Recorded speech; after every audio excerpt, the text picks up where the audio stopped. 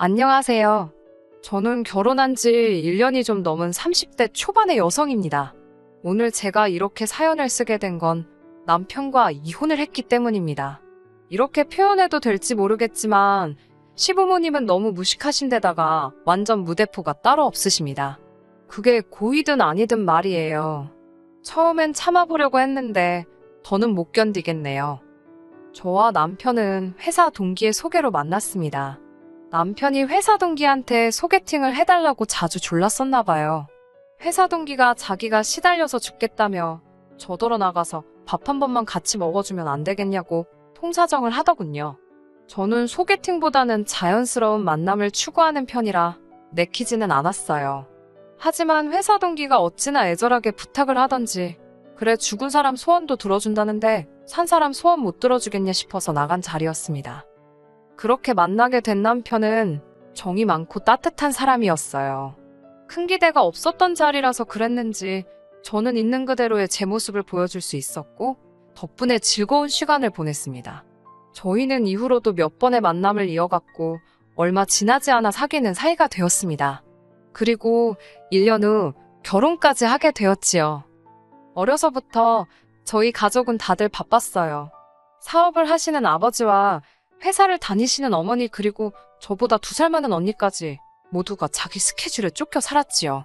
그래서인지 저희 가족 모두가 전형적인 개인주의입니다. 서로의 일에 쓸데없이 간섭을 하거나 오지랖을 부리지 않아요. 다만 가족 중 누군가가 조언이 필요하다 하면 그때는 모두가 같이 고민하고 생각하며 도움을 주려고 노력했지요. 남편이 자란 집안 분위기는 저희 집과는 많이 다른 눈치였어요. 1년 남짓 연애하는 동안 옆에서 지켜보니 시골에 계신 남편 부모님께서는 남편을 정말 과하다 싶을 정도로 많이 챙기셨습니다. 처음에는 정이 많으시구나 생각했지만 나중에는 저렇게까지 싶을 정도로요. 일단 한 달에 한 번씩 반찬을 가지고 당신들이 사시는 곳에서 서울까지 올라오셨습니다. 지금도 고속버스에 기차를 타고 다니시는데 4시간은 좋게 걸린다 했어요. 하지만 정작 남편은 입이 짧은 사람인데다 회사에서 점심을 해결하고 저녁도 종종 해결하다 보니 가져다 주신 반찬 대부분을 못 먹고 버리더군요. 어머님께 솔직히 말씀드리라 하니 그러면 얼마나 서운해하시겠냐며 항상 잘 먹었다고 거짓말을 하더라고요. 그러면 어머님께선 당연히 보람을 느끼시고는 또 가지고 오시고 악순환이었지요. 그러다 남편과 제가 결혼을 하면서 제가 어머님께 말씀드렸어요. 어머님 고생하시는 것도 다 알고 감사하지만 부담스럽다고요. 이외에도 청소 문제라던가 주무시고 가시는 것 등 말하자면 한도 끝도 없지만 정말 털어놓고 싶었던 이야기만 몇 가지 하겠습니다. 일단은 연락 문제가 발단이었어요. 저는 친정 부모님께도 연락을 잘 드리는 편은 아니에요. 제가 생각했을 때 너무 중요하다 싶어서 상의가 필요하다 싶으면 연락을 드렸지만 보통은 알아서 하는 편입니다. 안부를 묻는 것도 이따금씩 통화는 하지만 매일같이 시시콜콜한 이야기를 주고받는 사이는 아니에요. 하지만 어머님께서는 당신 아들이 무심한 성격이니 저더러 매일 전화를 하라고 하시더군요. 제가 매일 무슨 일이 있는 것도 아닌데 전화를 드려야 하냐고 여쭤봤더니 안부 인사는 원래 매일 하는 거라고 하시더군요. 그래서 제가 그러면 남편에게 매일 전화드리라고 제가 이야기하겠다 했지요. 솔직히 어머님 입장에서도 며느리인 저보단 아들 목소리 한번 더 듣는 게 좋지 않을까 싶었거든요. 어머님의 반응은 뜻밖이었습니다. 바깥일하는 당신 아들이 어떻게 매일 전화를 하냐고요. 어머님께 저희는 맞벌이고 바쁜 건 제가 더 바쁘다고 했더니 뜬금없이 어른이 말하는데 따박따박 말대꾸나 한다면서 화를 내셨습니다. 그냥 내내 하면 될 일이라면서요. 제 성격이 지키지 못할 약속을 하는 걸 싫어해요. 소위 공수표 날린다고 하지요? 제가 가장 싫어하는 것 중 하나예요. 어머님께도 못 지킬 약속 드리고 싶지 않다 하니 됐다며 무조건 전화하라 하셨습니다. 남편에게 어머님께 연락 좀 자주 드리라고 중간에서 내가 난처하다 하니 그냥 30초만 해도 되니까 저더러 해달랍니다. 어머님과 통화할 때 제가 시간을 잴 수 있는 것도 아니고 결국 안 했어요. 저는 마케팅 회사에 다닙니다. 그렇다 보니 프로젝트가 자주 있고 야근도 많고 때로는 주말에도 출근을 해야 할 정도입니다. 너무 바쁜 생활이고 제가 일욕심이 많기도 해요. 그래서 임신은 제가 회사에서 어느 정도 자리를 잡으면 하는 걸로 이야기가 끝난 상황이었습니다. 이 이야기는 남편이 저에게 청혼했을 때 이미 얘기가 된 부분입니다. 만약 남편이 결혼하자마자 아이를 갖고 싶어 했다거나 일에 대한 제 열정과 의지를 이해해주지 못했다면 결혼하지 않았을 거예요. 그런데 문제는 식을 올리고 한 달이나 지났을까 싶은 때였어요. 어머님, 아버님이 신혼여행지에서 뭐 좋은 소식 없었냐고 물어보시는 거예요. 처음에는 무슨 말씀인가 제대로 알아듣지도 못했습니다. 그러자 어머님께서 답답하셨는지 신혼여행 가서는 애는 안 만들었냐고 그러시는 거예요. 그런 질문을 받을 거라곤 예상치 못했기에 좀 놀랐습니다. 남편이 그제서야 어머님, 아버님께 저희의 아이 계획을 말씀드리더군요. 어머님, 아버님께서는 노발대발 난리가 나셨습니다. 여자가 늙으면 애가 멍청하게 태어난다고도 아시고 뱃속에서 잘못될 수도 있다더라. 나름대로 저희에게 겁을 주려 하신 거라고 생각합니다.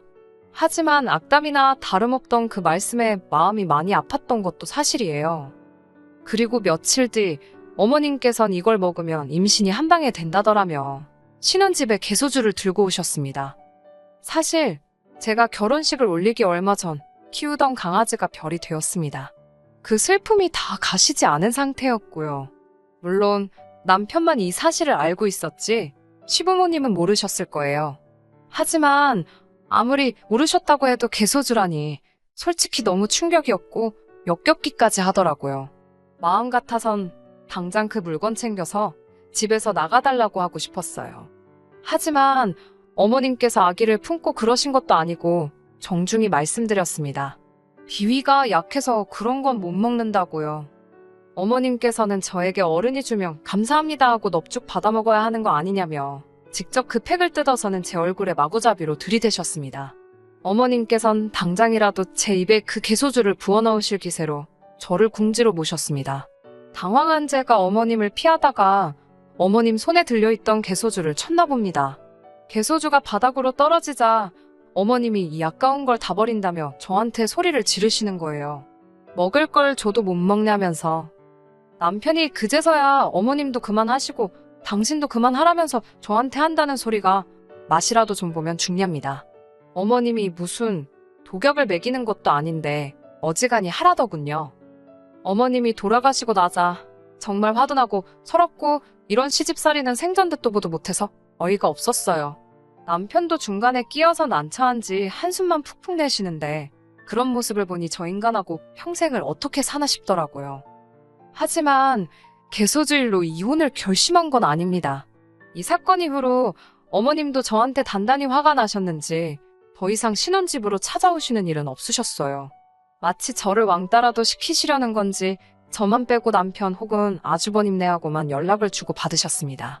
남편은 자기가 너무 불편하다며 빨리 어머님께 사과드리라고 저를 재촉했지만 솔직히 제 입장에서는 너무 편하고 좋았거든요. 굳이 어머님과 관계를 풀어야겠다는 생각도 들지 않았고요. 아이러니하게도 오히려 어머님과 계속 거리를 두고 살 수 있었다면 이혼은 하지 않았을지도 모릅니다. 앞서 말씀드렸다시피 어머님 아버님께서는 시골에서 살고 계셨는데 그 집이 1억 중반대였어요. 그런데 그 집을 팔고 그 돈으로 시내에 있는 아파트에 전세로 들어가시겠다고 하더라고요. 솔직히 그 이야기를 들었을 때만 하더라도 막연히 몇 달은 걸리지 않겠나 싶었습니다. 그런데 생각보다 시골집이 빨리 나가서 갑자기 일이 급속도로 진행이 되기 시작했어요. 시골집을 산 새 주인이 하루라도 빨리 들어와서 살고 싶다고 했답니다. 졸지에 살던 집을 하루라도 빨리 비워줘야 하는 상황이 된 거지요. 그나마 다행인 건 아는 분을 통해서 시내에 있는 아파트 전세를 구하기는 하셨더라고요. 진짜 문제는 그럼에도 불구하고 어머님 아버님이 한 4개월 정도는 원래 살던 시골집에서 나와 따로 계실 곳이 필요하단 거였습니다. 남편은 저에게 딱 한 번만 양보 좀 해달랍니다. 그렇다고 노인네들을 어디 모텔 같은 데서 4개월 동안 있게 할 수는 없지 않냐면서요. 어이가 없었지요. 아주버님에는 시댁에서 1시간 거리밖에 안 되고 저희 집은 4시간이 넘는 거리인데 아무래도 원래 사시던 동네 근처에 계시는 게 어머님 아버님한테 더 편하지 않을까 싶었거든요. 게다가 그 집엔 손자도 둘이나 있었고요. 그런데 어머님은 그 집에 가면 사내놈들이 뛰어다녀서 정신이 하나도 없다며 싫다고 하셨답니다. 무조건 저희 집에 계시겠다고요. 환장할 노릇이었지요. 게다가 저희는 맞벌이라 낮에는 아무도 없는데 어머님 아버님만 계실 거라 생각하니 생각만 해도 불편하더라고요. 저는 남편에게 절대로 혼자 독박은 못 쓴다고 선을 그었습니다. 그러자 아주버님 쪽에서 그러면 저희 집에 먼저 2달, 당신 집에 2달 모시자고 하더군요. 그것도 솔직히 내키지는 않았지만 알겠다고 했습니다. 이혼한 마당에 좋지도 않은 기억 곱씹어 모아나 싶지만 그래도 돌이켜 생각해볼수록 정말 최악이었어요. 서재 겸 작업실로 쓰던 방을 내드렸는데 아버님께서 그 방에서 담배를 피우시는 게 아니겠어요? 아파트라서 그리고 전세라서 담배는 절대 안 된다고 누누이 말씀을 드렸는데도 몰래 피우시는 거예요. 아무리 제가 대낮에 없어도 그 냄새가 어디 가나요? 집에 들어오는 순간부터 인상을 펼 수가 없는 거예요. 게다가 2분 다 식탐이 얼마나 많으신지 일하는 저에게 닭도리탕을 해달라, 칼국수를 해봐라 별의별 주문을 다 하시더군요. 뿐만 아니라 어머님은 자꾸 제 살림살이 위치를 바꿔놓으시고 주말에 모처럼 늦잠이라도 자려고 하면 멀리서 시부모가 왔는데 어디 구경도 안 데리고 간다며 서운타 하시고 죽겠더라고요. 그 와중에 틈만 나면 또 저희한테 애는 또 언제 만들 거냐고. 그래도 시간은 흘러서 어느덧 2달이 다 되었습니다. 아주버님께 모시고 가시라고 연락을 드렸지요. 그랬더니 나이 먹은 노인네들 이제 간신히 적응했을 텐데 뭘 또 움직이라고 하냐입니다. 어차피 2달만 더 있으면 당신들이 이사 가기로 한 집으로 가실 건데 그 전까지는 그냥 저희 집에 있게 하라는 거예요. 제가 말도 안 된다고, 그렇게는 안 된다니까 안 될 게 뭐가 있냐입니다. 아주버님이 이미 벌써 어머님 아버님과 통화도 다 해보셨는데 서울살이가 그렇게 편하고 좋다고 하시더래요. 저희 집도 널찍하니 한가하고 좋다고요. 도저히 아주버님네와는 말이 통하지 않는 것 같아서 어머님 아버님과 단판을 지어야겠다 싶더군요. 남편이요? 당연히 아주버님 편이더라고요. 벌써 저 빼고들 다 이야기가 되었던 모양입니다.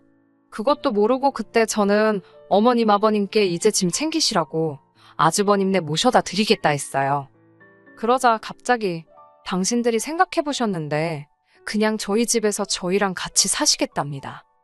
황당하고 어처구니 없는 어머님의 말씀에 결국 제가 딱 잘라 말씀드렸습니다. 그나마 2달 같이 살 수 있었던 건 어머님이 2달 후에 가실 걸 알았기 때문이라고요. 그러자 생활비를 주시겠답니다. 한 달에 50만 원씩 주면 충분하지 않냐고요. 저는 돈도 뭐도 다 싫다고 절대로 더 계시는 건 안 된다고 했지요. 그러자 어머님 아버님도 슬슬 역정을 내시면서 당신들이 뭘 그렇게 불편하게 했냐입니다. 오히려 제 눈치를 더 보셨답니다. 여기서 지면 진짜 모시고 살겠구나 싶어서 저도 그동안 마음속에 있던 말을 꺼냈습니다. 결혼하실 때 돈도 하나도 안 보태주셔놓고 이제 와서 너무하시는 거 아니냐고요.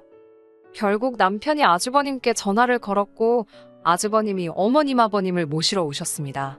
당연히 어머님 아버님은 제가 당신들 내쫓았다고 난리가 났지요. 부모 버리는 자식도 자식이냐며 어머님께서는 당신이 당신 아들, 그러니까 제 남편 키울 때 얼마나 공을 들였는지 아냐며 소리를 지르시더군요. 그러면서 저더러 저렇게 잘 키운 아들하고 결혼하게 허락해 주셔서 감사하다고 100번이고 1000번이고 절은 못할 망정 이게 사람이 할 짓이냐며 처음부터 제가 독종 같아서 싫으셨다네요. 무슨 욕을 하시건 솔직히 귀에 들어오지도 않았습니다. 어머님 아버님께서 저희 집에서 나가시는 것만으로도 한짐 덜었다 싶어서 마음이 놓였으니까요. 그런데 이튿날 아주버님께서 연락을 해오셨습니다. 형님이 집을 나가셨답니다. 절대로 시부모님하고는 같이 못 산다면서 친정으로 애들 데리고 가버리셨대요. 그러면서 당신 혼자서 어떻게 어머님 아버님을 모시냐고 저희더러 다시 모시고 가랍니다. 아니 본인 부모님인데 왜 못 모시냐고 물었더니 자긴 아들이지 않냐고 그러시는 거예요. 근래 들었던 말 중 가장 멍청한 소리였어요. 제가 그게 무슨 소리시냐고 장가가기 전까지 같이 사시지 않았냐니까 뜬금없이 저 때문에 당신 가정이 다 박살이 났답니다. 저 하나 때문에 온 집안이 쑥대밭이 되고 있는 거라네요. 아주버님은 계속해서 저 때문에 이혼당하게 생겼다며 지금 당장 와서는 어머님 아버님을 모시고 가라 했습니다. 목소리에 화가 가득하더라고요. 남편은 그 소리를 듣더니 저만 좀 양보했으면 모두 다 편했을 거라며 왜 번번이 그냥 넘어가도 되는 일을 이렇게 크게 만드냐입니다. 그러면서 진짜 아주버님네 이혼하면 자기는 이제 부모님이랑 조카들을 어떻게 보냐고 악을 쓰더군요. 온 가족이 이렇게 다 제 탓을 하는데 제가 뭐 한다고 이 집 구석에 붙어있나 싶더라고요. 그래서 남편에게 그럼 당신도 짐 싸서 나가라고 했습니다. 이 집 전세로 들어올 때 솔직히 남편은 거의 보탠 게 없어요. 혼수라고 재성에도 안 차는 싸구려 가전제품 몇 개에 경차 하나 사온 게 다거든요. 그나마 차도 저는 원래 타던 차가 있어서 본인이 사온 차는 거의 본인 혼자 타고 다녔고요. 당신 짐 챙겨서 이 집에서 나가라고, 그리고 이혼하자고 했습니다. 아주버님도 이혼당하고 당신도 이혼당하면 두 형제가 알콩달콩 시부모님 모시고 살면 되겠다고요. 남편은 그러자 자기도 지금 미치겠다며 벽에 머리를 쿵쿵 박으며 아주 생쇼를 해댔습니다. 그것도 결혼 초에는 하지 말라고 말렸지만 그땐 지가 지 머리 찢는데 어련히 요령껏 하고 있겠지 싶어서 마음대로 하라고 냅뒀네요. 그리고 결국 저는 이혼했습니다. 그 일이 있고 며칠 뒤 남편은 자기가 생각이 짧았다며 이젠 뭐 제 편이 되어주겠네 어쩌겠네 똥나발을 불던데 들은 척도 안 했어요. 불쌍한 형님은 자기는 애들 때문에 이혼은 못한다면서 저한테 자긴 이제 어쩌냐고 질질 짜더라고요. 같은 여자로서 불쌍하긴 했지만 제가 뭐 달리 도와줄 수 있는 일이 없었습니다. 남편이 사온 몇 안 되는 싸구려 가전제품은 아파트 1층에 다 끄집어내놓고 남편에게 문자 한 통 남긴 뒤 어디로 간다 말하지 않고 이사했습니다. 건너 들은 바로는 시부모님이 시골집 팔고 받으신 돈으로 서울 외곽 쪽에 반지 하방을 구하셨답니다. 남편도 지금 그 집에 들어가 있고요. 이제 문제아인 제가 없으니 그 집은 참 평화롭고 행복하겠지요. 저도 지금 너무너무 행복합니다. 끝까지 들어주셔서 감사합니다. 오늘의 사연은 여기까지입니다. 구독과 좋아요, 알람 설정 부탁드리고 더 좋은 사연으로 다시 찾아뵙겠습니다. 감사합니다.